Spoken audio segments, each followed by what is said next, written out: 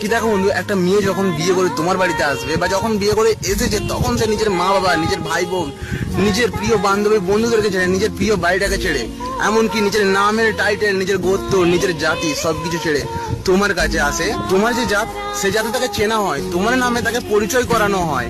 মাথা তার, কিন্তু তোমার নামে সে সিঁদুর পরে। হাত তার, কিন্তু তোমার নামে সে শাঁখা পরে। হাত তার, কিন্তু তোমার নামে সে মেহেন্দি লাগায়। গর্ব সেই নারীটার হয়, কিন্তু বাচ্চাটা তোমার নামের হয়।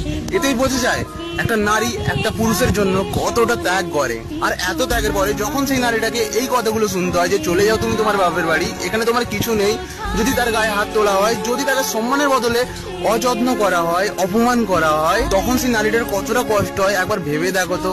যে তোমার নামে তার সবকিছু ছেড়ে দিয়েছে শুধু তোমার জন্য। তুমি তো রাগের মাথায় দুটো বাজে ভাষা বলে গায়ে হাত তুলে সবকিছু ভুলে যাবে, কিন্তু সেই নারীটা বলতে পারবে তো? একবার ভেবে দেখো তো। দয়া করে নারীকে সম্মান করতে শেখো। নারী আছে তো জগৎ আছে, নারী আছে তো মা আছে, নারী আছে তো বাড়িতে মা লক্ষ্মী আছে।